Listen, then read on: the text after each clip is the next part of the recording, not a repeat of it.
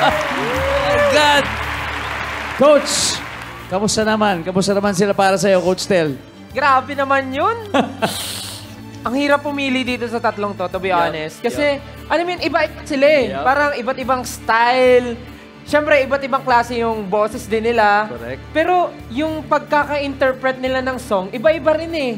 Kasi siyempre, iba-iba sila ng age and iba-iba pa rin yung pagkakaintindi nila dun sa kanta. All of you have different styles. Iba-iba yung klase ng pagkanta nyo. Pero may isa akong nakita na pare-pareho kayo.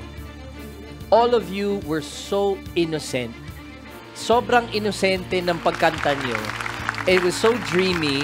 Kaya, wala, tama. Pablo, good luck na lang, tol. Kaya naman ngayon, sino kina Christina, Seren at Samantha ang pipiliin ni Coach Pablo? Wow. Kayo, sino kaya sa tingin ninyo? Sino sa tingin nyo? I-share nyo nga po yung hula nyo and please use our hashtag for tonight na makikita nyo now on your screens para sabay-sabay nating abangan ang desisyon ni Coach Pablo dahil magbabalik agad ang The Voice Kids!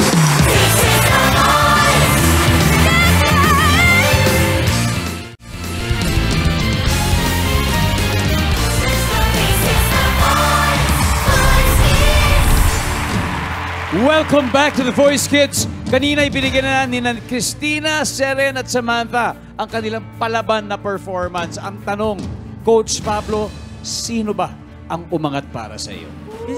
Isa pa daw break po. Hindi, pero girls, I'm so proud of you. Gusto ko lang ikwento, one of the main reasons why I chose the three of you is because your overflowing confidence and yung energy nyo. Talagang nahawa ako kanina.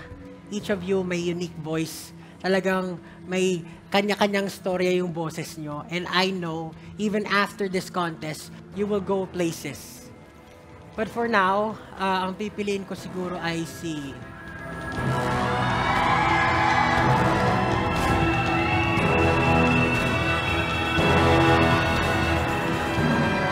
Ang advance sa tropa ni Pablo ay si... Christina.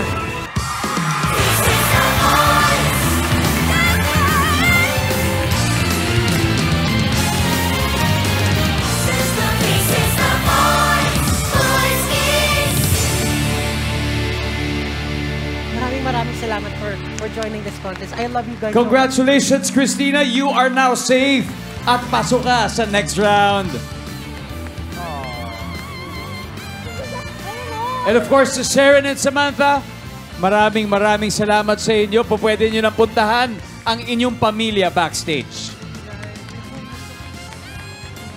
So ito na tayo. Dumating na tayo sa puntong ito kung saan kailangan pumili ng ating coaches. So Coach Tel. Ako na lang pala. Ikaw na lang. For this round. Seren, Samantha. Talented sila, yes. And they really deserve to be here. But I only have one chance to steal. But I guess kailangan ko pa ng time to see the other artists perform tonight. Understood.